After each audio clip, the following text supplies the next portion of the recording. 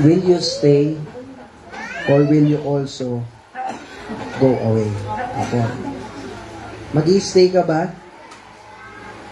O isa ka rin sa mawawala? So, tapos na po yung second year na po. So, happy anniversary. And salamat po sa bawat isa na nag-effort nung anniversary. Na-appreciate ko po kayo. Pwede ba natin palapakan yung bawat isa? Salamat po sa lahat ng tulong po ninyo nito. Magagawa ko lang po is magpasalamat. Pero yung Panginoon, siya na yung magbibigay ng blessing po sa inyo. No po. Pero sa pagpapatuloy ng ating pong 2 years, no po, papunta na tayo sa 3 years. Darating po sa punto na itong mission po na ito, na po, kagaya ng mga ibang sinasabi ng mga iba't ibang pastor, may mga pagsubok na dadating. May mga problemang darating. At ang simbahan po ay masasala. Kumbaga nakapag-try na po kayo nun, yung strainer, alam niyo po yung strainer, yung pag may binubuhos ka, pangsala, isasala mo doon para yung mga marumi may iwan, hindi sasama dun sa sinasala mo. Tama po? Ngayon po, ang bawat simbahan, meron rin pong time na gano'n.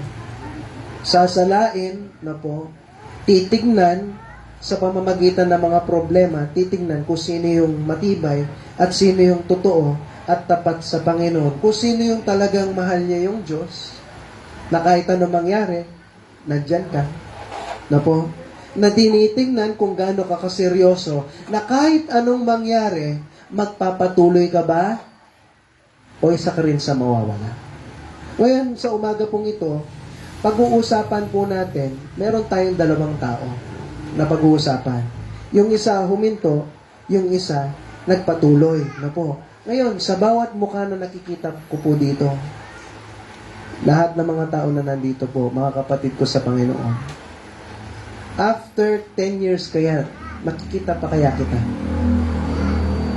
Kung hindi pa tayo kinuha ng Panginoon, ako, nandiyan ka pa kaya? After 2 years, 3 years, 4 years, 5 years, 10 years, no? Okay, magalala si Tatay Ernesto, pinag-pray kita hanggang 100 plus 100 years pa, no? So, 170. Nabiro lang. Di ba? Nako, saan magpapatuloy pa kaya? No? O kung kinuha tayo ng Panginoon, kung kinuha ko ng Panginoon, isa ka ba sa magpapatuloy? O isa ka sa hihinto? Ako, kayo makakasagot niyan, di po ako. Kaya pag-usapan natin itong 2 tao, mabilis lang tayo, no? Kasi 2 tao lang po siya. Yung una ay si Demas. Basahin natin ulit sa Philemon. Ipit niyo yung Acts na po. Punta tayo ulit doon sa Philemon. Pastor, ang hirap niyang ibugsag. Babalik po ulit tayo doon. No? Sige. Balik tayo ulit doon. No po. Para makita niyo po. Si Demas, no, dito siya unang nasabi. Kasama niya si Marcos, si Aristarchus, si Demas, at si Lucas. No po. Si Lucas, si Luke, siya po yung nagsulat ng Book of Luke. Siya rin po yung nagsulat ng Book of Acts sa Bible. So, si Demas, isa siya sa mga kasama ng mga taong matitindi sa pananampalataya sa Panginoon. Talaga matitibay ito. Ano po? So, isa rin sa doon. At letter A, sabi niya, his direction as a follower. Si Demas, katulad natin sa lahat. Yung direction niya, Lord, paglilingkuran kita. Gagawin ko lahat para sa inyo. Na kung saan nagsimula siya, malapit siya kay Apostol Pablo. Na po. Kaya marami nagsasabi, mga iba't ibang pastor, dapat sa loob ng simbahan, talagang dynamic ka, magaling ka, para walang taong, yung mga membro mo, talaga magiging matibay, magpapatuloy sa paglilingkod sa Panginoon. May katotohanan naman yon, pero hindi lagi. Kahit gaano ka pakagaling magturo ng Bible, si Jesus Christ nga meron pa rin Judas. Tama? 12 na lang yun, may Judas pa rin. Ibig sabihin, hindi ba magaling magturo ng Bible si Jesus? Magaling. Pero alam niyo po yan, may mga desisyon pa rin ang tao. Kahit paulit-ulit, kulang na lang ipukpok yung Bible po sa atin, no? Pero kahit paulit-ulit ang idiin sa'yo yan, nasa desisyon pa rin ng tao. Kung makikinig o papasok dito, lalabas doon sa kabila. No po. Yan yung dahilan bakit puro si pastor, turo lang ng turo. Pero yung bawat isa dito may desisyon pa rin. No po. Turo ko ng turo sa inyo, paglingkuran natin yung Panginoon, gusto niya ng blessing kasi na-experience ko eh. May mga pagpapalang dumadating sa buhay ko po. Hindi naman laging ganun, no po. Pero may mga pagpapala. Kung na-experience ko yun, nararamdaman ko, malapit yung Panginoon sa akin, pwede nyo rin maramdaman. Hindi po kay pastor lang si pastor, nandito, siya lang dapat yung malapit sa Diyos. Hindi. Kung gaano kalapit sa Diyos, pwedeng ganun ka din. Pwede pa nga mas malapit ka eh. Pero nakadepende yun sa'yo. So, ano magagawa ko? Magturo lang. Ganon din si Dimas, naturuan, naging tagapaglingkod ng Panginoon.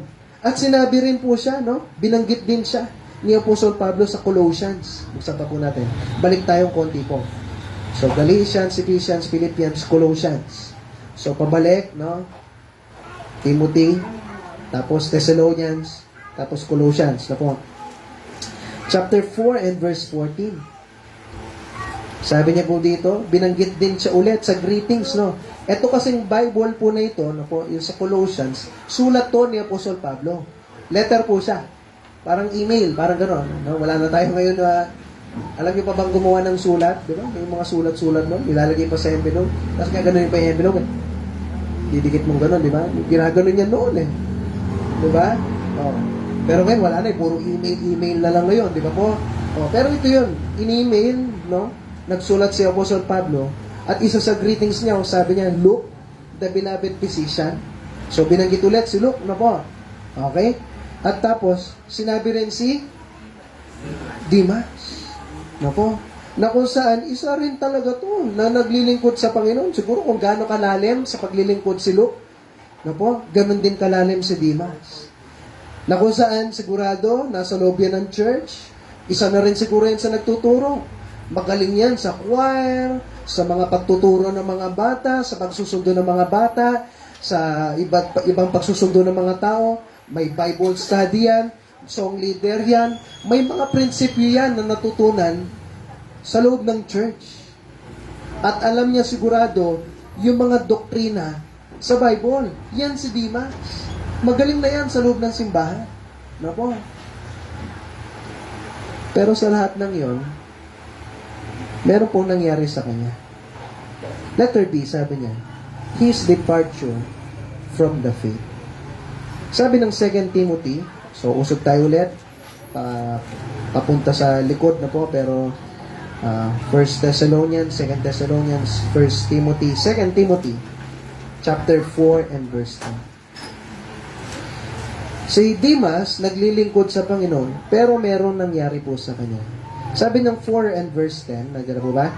O, basahin natin sabay-sabay para tayong lahat na po. Ready? Go!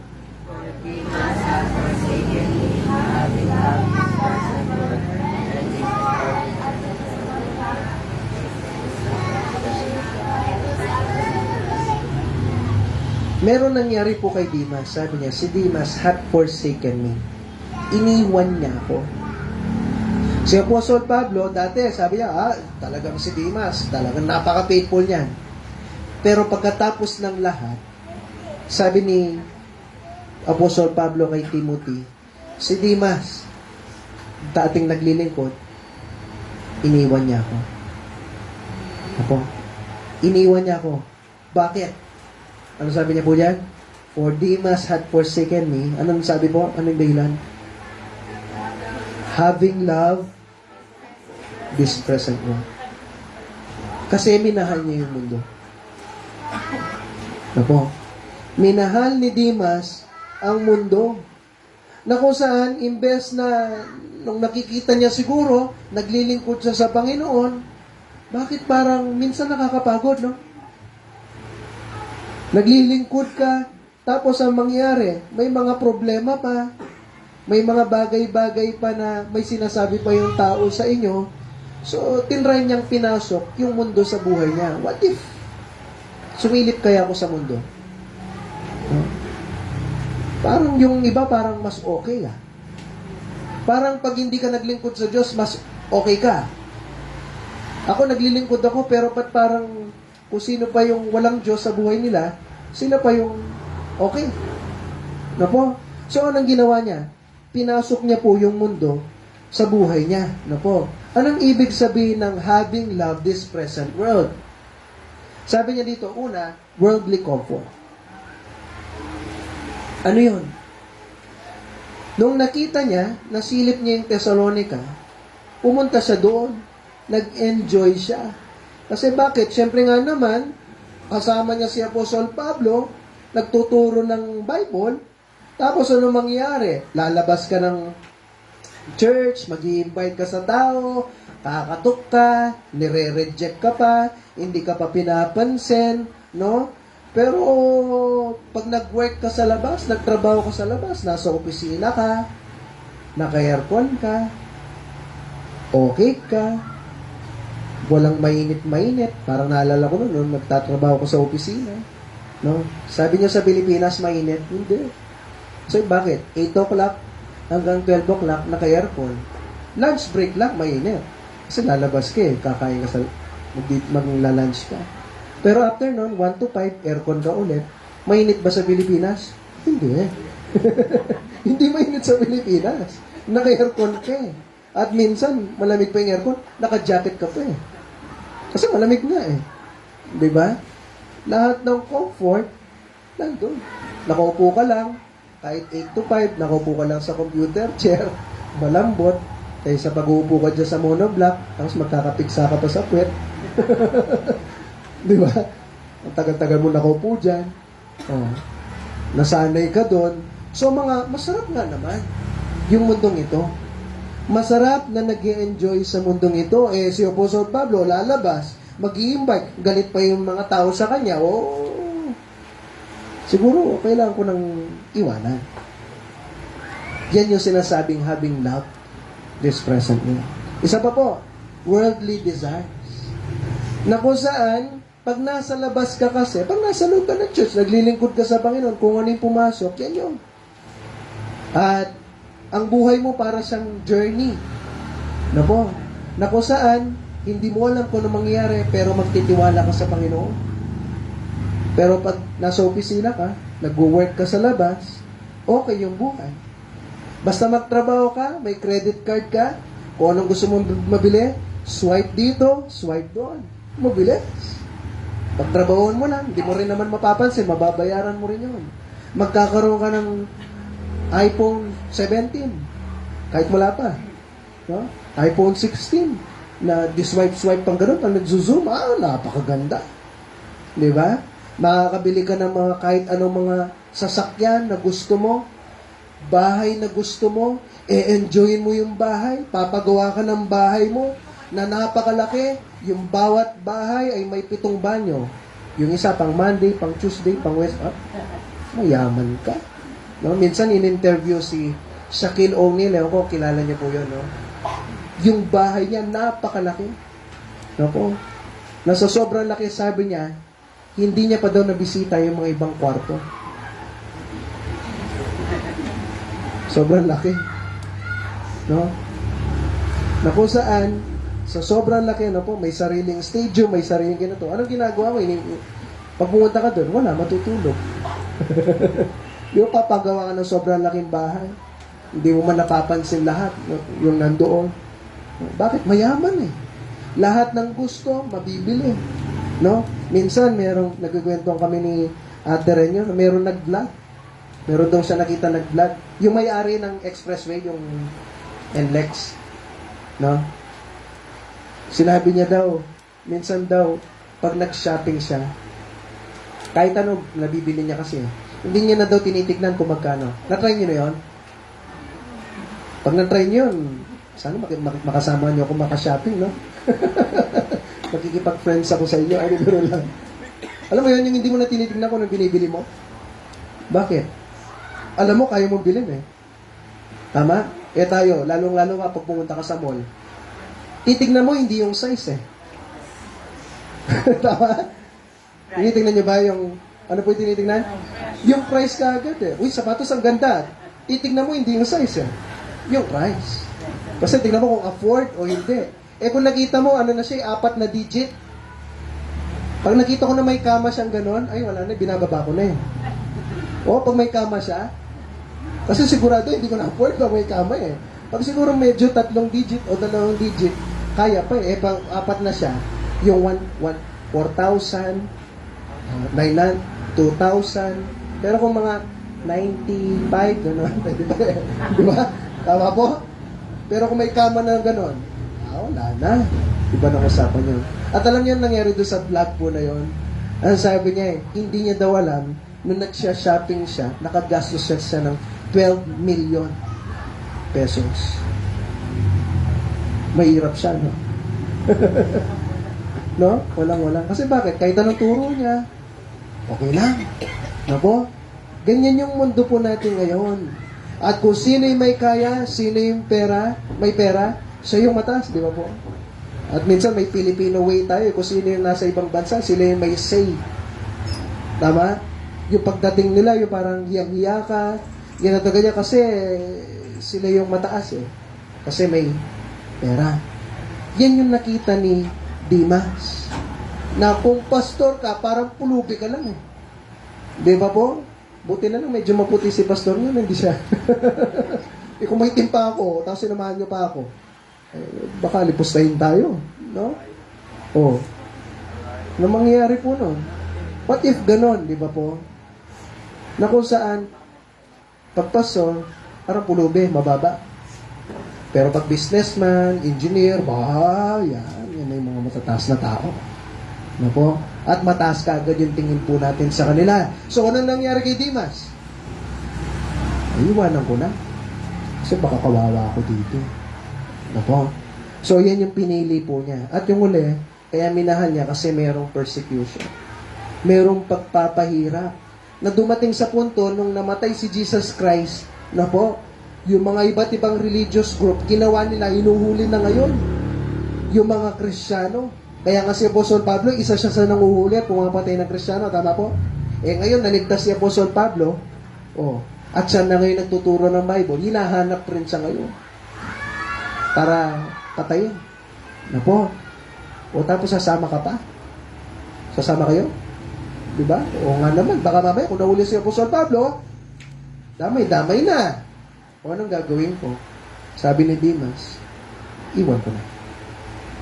Hindi siya worth it. Kasi bakit? Hindi ko mabibili kung ano gusto ko. May iPhone yung iba, ako wala. May sasakyan yung iba, ako wala. May bahay yung iba, ako wala. May pera yung iba, ako wala. Opo. So, anong ginawa niya? Iniwan niya. Hinanap niya yung mas okay na daan. Dito sa mundo. Pero yung daan na maganda, mahirapan ka dito sa mundo. Pero balang araw, eternal naman yung mga reward mo. Opo. Mas gugustuhin ko na dito, wala akong 1 million, kaysa naman na may 1 million nga ako, pero pagdating naman sa langit, mahirap ako. Wala akong reward sa langit. Yung 1 million, mauubos yan. Pero yung langit na po, pag nabigyan ka ng reward doon, pang walang hanggan. Amen po? So tuloy natin. Number 2, magkanto lang tayo na mabilis lang po tayo ngayon. Si John Mark. Sino naman siya? His ministry and background. Sabi ng Acts chapter 12 and verse 12. So, Matthew, Mark, Luke, John, Acts chapter 12 and verse 12. Sabi niya po dito, Acts chapter 12 verse 12. Nandiyan na po ba? Patulong natin magbukas yung mga bisita po natin para makita po nila. Acts chapter 12 and verse 12.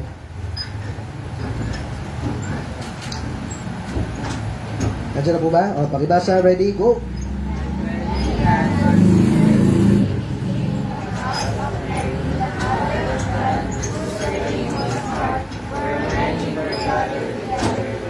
So, si John Mark, po, may nanay siya, pangalan si Mary. Hindi yan si Mary na nanay ni Jesus dito sa mundo, po. Maraming Mary na pangalan. Tama po? Parang Paul, maraming Paul na pangalan. Meron tayo si Kuya Paul, no? Hindi naman siya si Apostol Pablo, no? Iba. Ano pa ba yung mga pangalan? Maraming pangalan ng Mark. Meron ba mga pangalan ng Mark dito? Meron ba? Ano pa ba yung mga maraming mga pangalan po dyan? Ha? Si John. Yan. Tama. Di ba? Maraming mga John. So, itong Mary po na ito, nanay po ito ni John Mark, no po. At isa siguro siya sa mga Kristiyano kasi bakit? Noon pa lang, gumawa na ng paraan yung nanay niya magkaroon ng mga prayer meeting doon sa lugar po nila, no po, kahit wala pang church, no. So si John Mark, meron siya siguro mga magulang na Kristiyano na, at sigurado si John Mark habang bata pa lang, no po, ay naglilingkod na yan sa Panginoon. At si John Mark, no po, sabi ng Acts chapter 12 and verse 25, sumama siya kay Paul at saka kay Barnabas. Sa verse 25 sabi niya, and Barnabas and Saul returned from Jerusalem when they had fulfilled their ministry and took with them John, whose surname was Mark. So, tawag sa kanya John or Mark, na po. So, sinamahan po niya sila at sa Acts chapter 13 and verse 5, sabi niya po dito, and when they were at Salamis, they preached the word of God in the synagogue of the Jews. They had also John to their minister. So, kasama rin si John ulit, sinabi po. Pero kung titignan niyo po yung Bible, meron rin nangyari kay John. No? Si Demas, iniwan niya si Apostle Pablo, pero hindi na siya bumalik. Nag-enjoy na siya sa mundo. Si John, ano kaya nangyari sa kanya? Sabi ng Acts chapter 13 and verse 13. So, nung una, kasama niya rin sila Apostle Pablo. Na po. Pero meron nangyari sa Acts chapter 13 and verse 13. Sabi niya dito, and now when Paul and his company loosed from Paphos, they came to Pergia into Pamphylia, and John, departing from them, returned to Jerusalem. So, naglilingkod sa Panginoon, katulad ni Demas, pero, ano nangyari? Umalis rin daw. No po? Let there be his moment of failure. John Mark, umalis siya. No po? Pagdating niya sa Pampilya, hindi sinabi kung ano yung rason. No po? Pero meron siguro naging rason bakit siya umalis. Siguro katulad ng mga rason natin. Ano po yun? Na kung saan nakita niya na nakakapagod din sa paglilingkod sa Panginoon, kaya iniwan niya. Na kung saan ganito po nangyari, ginagawa mo in the best mo para sa Panginoon, tapos merong magkakasakit. Kung kailan ka naglilingkod sa Panginoon, no po, kung kailan ginagawa mo yung the best mo para sa Panginoon, kung kailan meron kang pinagpe-pray, no po, at naglilingkod ka ng tapat sa Panginoon, tapos may mga problema, pero magpapatuloy ka, tapos habang nagpapatuloy ka, lalong lumalala yung problema. No po? Na kung saan naglilingkod ka sa Diyos, may mamamatay, may maaksidente, merong ma-hospital, no? Merong time na kung kailan ka nag-church, doon ka magkukulangan ng pera.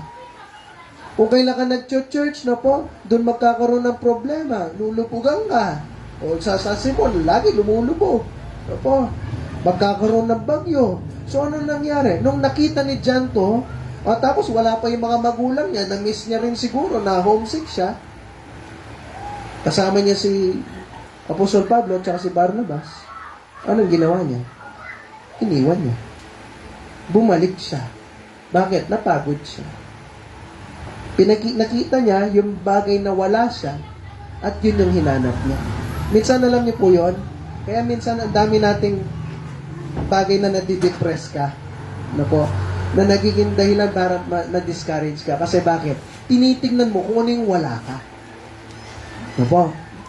Kung ako, titingin ako ng wala ako, may inggit ako. Kung kayo nakatingin sa iba na wala kayo, may inggit ka. Pero kung tumingin ka sa mga tao na wala rin, at mas wala sila sa'yo, ano mangyayari? Magpapasalamat ka. No? Kaya sabi ko minsan, punta tayo kay Pastor Riden, sa Pitpit, yung walang-wala sila. Wala silang tubig, wala silang kuryente, kinakain lang nila kamote, araw-araw kamote. Ano po? Puro ganun lang. Makikita mo sa sarili mo, Lord, salamat po. Meron pala ako. Tapos makikita nyo yung mga anak nila, lakad-lakad. Sabi nga ni Pastor noon doon niya lang daw nalaman noon na yung sipon, pwede rin pala nasa tenga. Mahirap po sila. Ano po? Pwede pala daw yun. Ano po? Oh. Tapos tayo ito ngayon, inggit na inggit tayo, ano po? Buti pa siya, may kotse, buti pa siya, may ganito, buti pa sila, nakayarap, buti pa sila. Pero kung titingnan nyo, pinagpala po tayo. Amen po?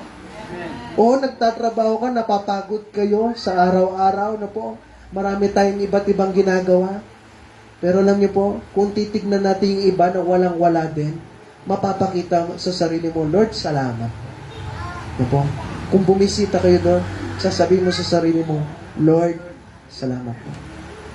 Na po, na kung saan, di ba, dito tayo, meron tayong kinakain, salamat po sa mga nagdadala.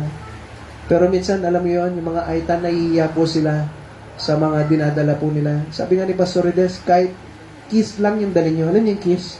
Hindi yung, iba yun, ibang kiss yun. No? Ano yung kiss? Alam niyo yung kiss? Yung chichirya, na magkano po yun? Tagpipiso lang yun. Alam mo yun, yung mga ibang aitan, magdadala lang isang pirasong kiss. Wala sila eh. Sige, pwede yan. Buksan natin. Paghati-hatian natin. Na po. Kasi walang-wala po sila. Ulitin ko. Walang-wala sila. Pero alam nyo, nandun po sila nag-church, kasabay natin, masaya po sila. Kasi bakit?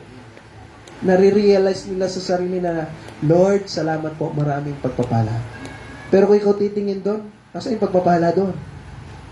Alam niyo ba't may ganun yung pag-iisip po nila? Kasi tinitignan nila yung positive kaysa yung negative. Tinitignan nila yung kung ano yung meron sila, hindi yung kung ano yung wala po sila. Amen po? So tayo, ganun ba? Si John Mark, hindi siya naging maingat. Tinignan niya kung ano yung wala siya. Kaya yan yung naging dahilan, bakit iniwan niya po sila Apostol Pablo. Na po. So tuloy po natin. Kaya nga sabi ng Acts chapter 15 and verse 37 hanggang 39. Yan, malapit na po tayo. Ang nangyari po, dahil iniwan ni John sila Apostol Pablo, si Apostol Pablo nagalit. Hindi siya natuwa sa ginawa ni John Mark. Hindi naman naglilingkod kita at bigla kang iniwan. Iniwan ka sa ere. Sinong gustong iiwan sa ere? Meron ba? Wala. Na po. At ang nangyari, gustong bumalik ni John, pero ayaw na ni Apostol Pablo. No? Nadismaya siya. Sabi niya dito sa verse 37, and Barnabas determined to take with them John, whose surname was Mark. So, ito yun, no? Same na tao. Verse 38, sabi niya dito, but Paul thought not good to take him with them, who departed from them from Pamphylia, and went not with them to the world. Merong si Barnabas, sabi, tara, sama natin ulit si John. Hiniwan tayo niyan eh. Sasama natin siya. Hindi na, tayo na lang. Ano po? Anong ginawa ni Barnabas? Sa verse 40, sabi niya po dito, verse 39, and the contention was so sharp between them that they departed asunder one from another. So Barnabas took Mark and sailed to Cyprus. Verse 40, and Paul chose Silas, and departed, being recommended by the brethren unto the grace of God. Sa kagustuhan ni Barnabas na isama si John Mark, kumbaga merong nangyaring konting alitan sa kanila. Sama natin hindi na natin sasama. Hindi, sama natin sa mga, hindi, iniwan tayo niyan eh. No po, yan yung nangyari, no? Si Apostol Pablo, naniwala ko talagang medyo malakas yung loob niyan eh. Kung ayaw, edi wag mo, parang ganun eh. No po, buti na lang salamat, merong Barnabas na ginawa niya, kahit nagkamali yung isa, no po, tinulungan niya. O sige, kung ayaw mo siyang isama, kaming dalawa na lang. O sige, kung ayaw mo, edi, kung gusto mo siya isama, basta ako, magsasama ako iba, sinama niya ngayon si Silas. Na po. So, anong pinapakita po dito? Sana merong katulad ni Barnabas na po. Na kung saan, pag merong nagkamali, merong mga Kristiyano katulad ni Barnabas na ina-encourage siya parang. Sino dito yung hindi nagkakamali? Meron mo ba? Ako, hindi pala kasama, ano po? Sabi ko sana, ako lang ba, no? Lahat po tayo, di ba po? So, bawat isa nagkakamali, kaya salamat, no? Sana meron dito na Barnabas. Merong nagkamali, merong nadapa, no po? Merong mga bagay na nagawa, na pinili naman niya, desisyon naman niya, Pero mali. Pero sana meron pong Barnabas na tutulungan niya, aangat niya ulit, at tara, maglingkod tayo ulit sa Panginoon. Amen po? Na kung saan, may nadapa, o tara, gawin natin yung the best natin para sa Panginoon. Nagkamali ka, nagkakamali rin naman ako eh. Pare-pareho tayong tao lang dito eh. Kaya anong gagawin? Tutulungan mo. Hindi yung hindi mo pababa. Na po? Na kung saan, oo, may mga pagkakamali rin si Apostol Pablo. Pero hindi naman natapos po doon. Na po? Ano nangyari? Letter C, his moment of restoration. Ang nangyari, nagkamali, tumalikod si John Mark, pero nabalik rin siya. Bakit po? Ano po? Kasi merong Barnabas na nag-encourage sa kanya, tara, paglingkuran natin ulit yung Diyos. Nagkamali ka, hindi, tayo ka dyan, ayusin natin to. Amen po? Baguhin natin. Nagkamali ka, iwan mo yan, ayusin natin, maglingkod tayo ulit. Ano po? Eh, nag-encourage ko po kayo. Kasi bakit? Soon, magkakamali din ako. Pastor ako, pero tao din po ako. So, anong gusto ko mangyari? Kaya, encourage ko kayo. Kung nagkamali ako, encourage nyo rin ako. Bawat isa po dito, dapat nagtutulungan. Amen po? So, tuloy natin. Ano nangyari? Dahil in-encourage si John Mark, nagpatuloy, kasama ni Barnabas, bumalik ulit yung puso ni Apostol Pablo kay John Mark. Yung tiwala niya. Ano nangyari? Sabi ng 2 Timothy chapter 4 and verse 11. 2 Timothy chapter 4 and verse 11. Nandiyan na po ba? Okay, basahin natin. Ready? Go!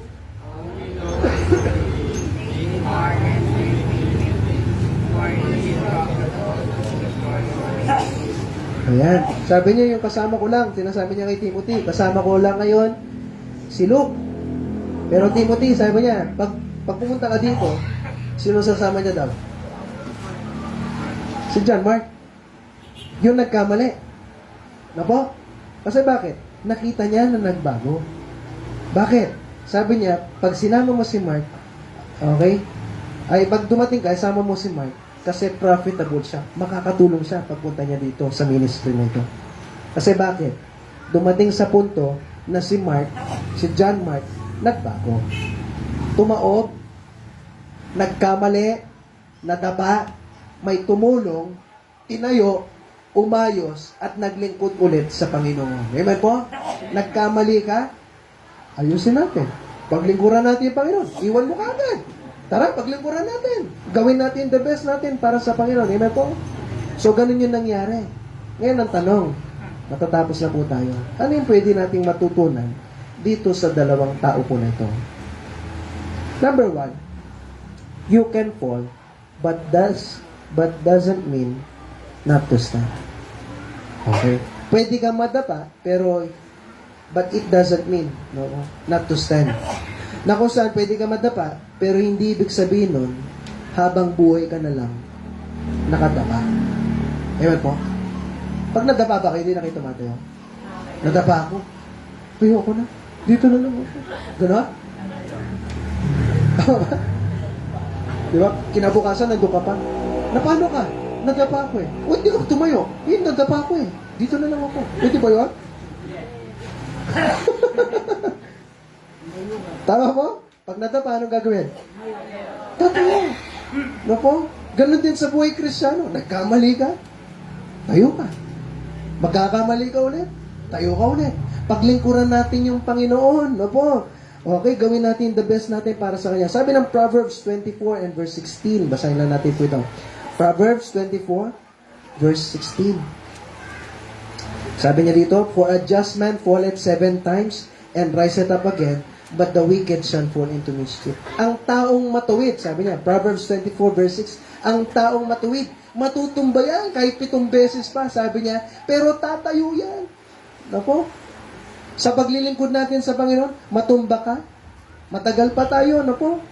2 years na tayo, going strong. Sana yung bawat isa dito, going strong din. Napo? Na kung saan hindi ka mawawala. Paglilingkuran natin, Panginoon, hanggang sa tumanda ka na, hanggang sa makapag-asawa na kayo, magkaroon kayo ng mga anak, no po? Hanggang sa tatagal po tayo, hanggang sa dumating na yung Panginoon. Maglilingkod tayo ng tapat sa Kanya. Amen po? Yung gagawin natin, the best natin para sa Panginoon. Kaya wag mong sabihin na, Pastor, nagkamali na ako, dito na ako. Hindi. Ulitin ko, pag nadapa ka, Pastor, nadapa ako. O yun na, ganito ka na lang. Tatayo. Paglilingkuran natin yung Panginoon. Madadapa ka ulit. No po? Asahan mo yan, tao ka eh. Pero ibig sabihin, oy, Pastor, nadapa na ako ulit. O ano na?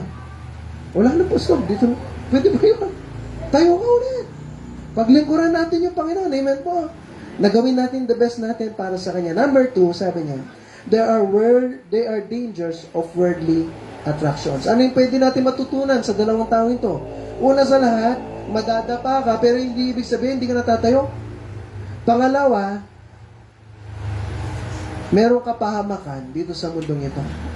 Huwag ka masyado mag-focus sa mundong ito. Alam niyo ano nangyari kay Dimas? Kaya nawala siya sa Diyos. Pinasok niya yung mundo eh. Dimas siya eh. Di masyadong nagbabasa ng Bible. Di na masyadong nagpre-pray. Di masyadong nag-church. No? Naging Dimas siya eh. No po? Hanggang sa nangyari, dahil puro Dimas siya ng Dimas, nawala na siya sa church. Minahal na niya yung mundo. No po? Ang buhay Kristiyano po, para po siyang bote po eh. Ito may bote ako. Ubusin ko nila man yan. Para siyang boteng yan na ito po eh. Sa loob po nito is may hangin, di ba po? O wag na sasagot yung mga young people na ano kasi alam na nila ito eh. Yung mga hindi pa nakasagot. May hangin po dito, di ba po? Ngayon, ang tanong, paano natin tatanggalin yung hangin dyan sa loob? Meron ba? Meron ba makasuggest? Pit-pitin? Ano ba po? Lagyan ng naman. Pag pinipit natin to, kawawa yung ano po, yung bote. Isang example po yan na ikaw, gusto mo ba ikaw pit-pitin ka? Ayaw nyo naman, di ba po? Parang minsan natawa ko, may joke sa Facebook eh. Sabi niya, pre, nag-flat yung motor mo, sabi niya. Tapos, pinakita yung picture, nasagasaan siya ng ano, yung excavator, yung ano po, yung backhoe. Na-flat nga naman eh. Kaya, pre, na-flat yung motor mo. Makita mo, napusik yung yung motor niya eh. Kaya, wala naman no, na-flat. Na-flat ng buo. No, hindi yung bulo. Ngayon, eto po tayo, halimbawa. So, pwede mong i-vacuum yan para kunin, kaso mapupusit ka, magigisa ka, ano po. So, paano matatanggal yung hangin? Lagyan mo laman. Lagyan mo ng tubig. Ano po. At mapupuno siya. At pag napuno siya, magiging kagamit-gamit po siya. Sino gusto ng ganito lang? Kung bibigyan ka. Ako. Sabihin na natin, bigyan kita ng lalagyanan ng grape juice. Yung lalagyanan niya lang. Gusto niyo? Kasalanin ko ito. Niregalo ko pa, nakatakip pa. Dilagay ko ulit yung takip. Tapos binalot ko. Walang laman. Grape juice. O kaya, pineapple juice. Pero walang laman. May silbies po siya noon. Pwede siguro, ipa 4 kilo mo kasi wala naman 1 kilo siguro to. Tama po? Pero may silbi po siya. Wala. Tandaan niyo po, yung buhay natin, Kristiyano, kapag pinupuno mo ng sarili mo ng hangin, na po, hindi ka magiging kagamit-gamit sa Diyos. Amen po? No? At akala na mundong ito, pag pinuno ka ng hangin ng gadget, hangin ng mga material na bagay dito sa mundo, hangin ng kayamanan, hangin ng may mga bahay ka, may kasikatan ka, mapupuno ka. Hindi. Kaya hindi nyo tingnan, marami mga tao, kahit may kasikatan, may pera, malungkot ba din? Bakit? Puro hangin lang. Pero kung nilagyan mo yan ng laman ng salita ng Panginoon, laman ng meron kang Diyos sa buhay mo, na po, mapupuno ka. Yan yung nangyari kay Dimas, pinuno niya ng hangin yung sarili niya. Pero bandang huli, naniniwala ko si Dimas hindi masaya. Na po. Pero si John, no? Naglingkod siya sa Panginoon at naniniwala ko masaya siya. At salamat, number 3, ito na yung huli. The importance of encouragement. Dahil si John, in-encourage siya ni Barnabas. Nadapa, tinulungan tumayo. Yung dahilan, di ba? Pag may nadapa, in-encourage ko kayo, paglingkuran natin yung Diyos, no? Ayusin na natin agad. Gusto mo ba sarili mo nakagarong, Pastor, nadapa ako. Tayo ka. Hindi, Pastor, nadapa ako. Tayo ka nga eh. Hindi, Pastor, nadapa kasi ako yung sakit-sakit. Hindi ba yun? Sakit, tayo ka, tara, tulungan kita. Tama po? Tayo ka. Ayusin natin. Paglingkuran natin ulit yung Panginoon. Amen po? Kung saan, salamat, may mga Barnabas po. At yun yung naging dahilan bakit ginamit ng Diyos si John Mark na po para isulat po yung Book of Mark.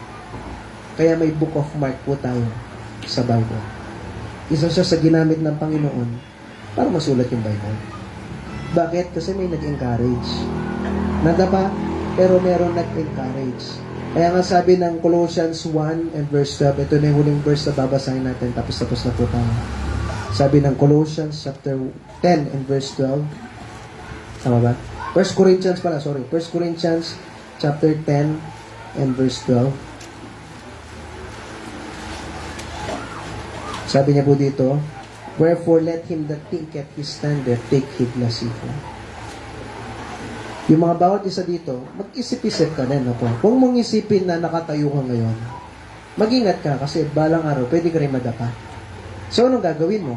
Dahil iniisip mo, hindi ka rin perfecto, at pare-pareho tayong galing sa lupa. Meron bang galing dito sa bakal? O, ano ba? Gawa kayo sa bakal? Lupalas. Na po? Gawa sa plastic. Di ba? Oh. Galing sa alabok. Galing lahat tayo sa alabok at pabalik ka rin doon at pare-pareho lang tayo dito, no? So, huwag ka magmayabang. Mag-encourage ka. Iisipin mo, nagkamali siya, Pastor, napaka. Kasi nag-iisip niya na ba? Hindi. Dadating ka din doon. Isa ka rin sa masasabing hindi rin nag-iisip. Ba't ginawa mo yun? Pero sa lahat ng yon, iisipin mo na magkamali siya soon, baka magkamali rin ako. At kung ano yung gusto kong itrato nila sa akin, yun din yung gusto kong itrato din sa iba. Amen po? Gusto niya tratuhin kayo na parang basura.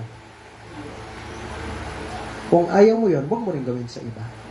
Gusto niyo, kayo tinataboy-taboy lang. Chuk, chuk, chuk, chuk. Ano? Gusto niyo ganun po? Parang kang aso? Gusto niyo po ganun? Huwag niyo rin gawin sa iba. Tama po? Mag-encourage tayo. Maglingkod tayo. Kaya pinunta namin sila Ate Mylene at sila Tatay Florante dun eh. Yung asawa niya. Hindi na natin sila nasusugaw. Lumulubog eh. Ano? Pero alam niyo yun, encourage na bumalik. Maglingkod tayo ulit ng tapat sa Panginoon. Ngayon ang tanong, isa ka ba sa mawawala soon? Natitigil na mag-church ka lang tapos after ilang months wala ka na rin? O ilang taon? O paglilingkuran natin yung Panginoon ng sabay-sabay? Yan po. At magpapatuloy. Yan po. Kayo po tayo lahat. Salamat po sa inyo. Sandali lang po tayo. No? Natapos po tayo kagad. Habang nakapikit na mata, nakayo ko yung ulo. At habang pinapatugtog yung ating invitation song, kumusta po ba tayo? Kamukha ba tayo ni John Mark? Na kahit ano mangyari, oo, nagkamali ako, pagpapatuloy ako. Oo, madadapa ako, pero hindi ako mag-quit. O katulad ka ni Dimas, na po, soon, isa ka rin sa mawawala. Para lang masabing nag-church ka, kaya ka nandito po. Para lang, dahil hinahangad mo lang yung pagpapala, kaya ka nandito. Sana po hindi. Kasi soon, pag hindi mo na natanggap yung pagpapala, mawawala ka bigla. Paglingkuran natin yung Panginoon kasi mahal mo siya. At gusto mo matuwa yung Diyos sa buhay mo. Yan yung dahilan ba't nandito ka ngayon. Na kung saan soon, 2 years na tayo, nagka-count na tayo, papunta na sa 3 years. Pero kahit ano mangyari, Pastor, dito na ako. Dito na ako nabuhay. Makakilala sa inyo. Dito ako naligtas. At paglilingkuran ko yung Panginoon, magpapatuloy ako. Hanggang sakunin na niya ako, dito na ako. Kasi dito ko nalaman yung katotohanan. Ganun po ba tayo? Magiging katulad ka rin dyan? Kasi magkakamali ka eh. Pero sa bawat pagkakamali na yun, tatayo ka pa rin. At maglilingkod sa Kanya. Meron rin ba dito na magiging Barnabas ka? Na mag-encourage ka? Francis, tara, patuloy tayo. Maglingkod tayo sa Panginoon. Francis, nagkamali kasi ako. Hindi, okay lang yun. Sino ba tayo? Nagkakamali naman tayo lahat. Paglingkuran natin yung Diyos. Gawin natin lahat para sa Kanya. Pwede ba ngayon, manalangin tayo ngayon sa Panginoon na sabihin natin sa Kanya, Lord, tulungan niyo po maging katulad ako ni John. Maglilingkod ako ng tapat sa inyo. Tulungan niyo ako maging katulad ako ni Barnabas na mag-encourage ako sa iba para maglingkod sa inyo. Sa loob ng simbahan, dapat walang crab mentality. Dapat meron tayong tulungan sa bawat isa. Pwede ba pag-pray natin yun ngayon sa Panginoon?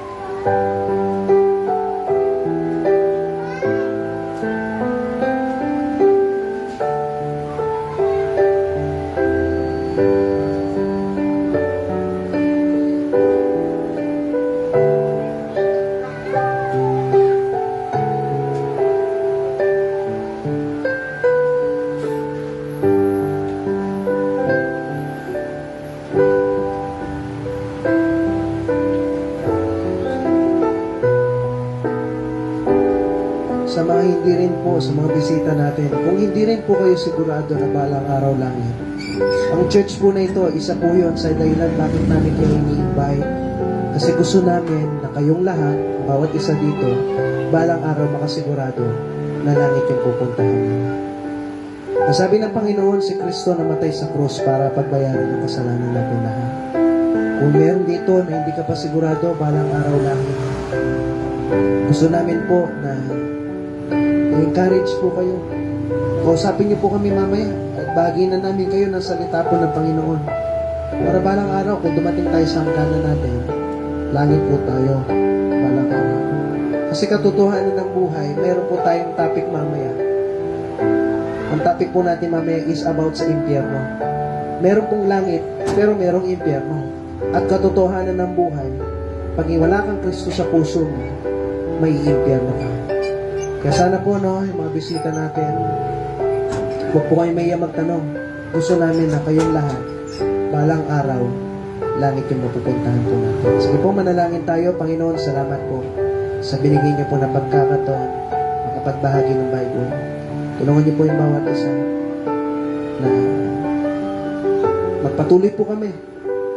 Huwag po kami maging kamukha ni Dimas, kundi po maging katulad po kami ni John. May mga pagkakamali, pero magpapatuloy po kami sa paglilingkod po sa inyo. Purihin po kayo, Lord, sa lahat ng bagay po nito. Sa pangalan ni Jesus. Amen. Okay po, so thank you po sa inyo lahat. Magkaroon lang tayo ng offering. Ito naman yung extra na binibigay natin para sa Panginoon. Hilingin ko si Kuya Paul na pwede niya pang pag-pray yung ating pong offering.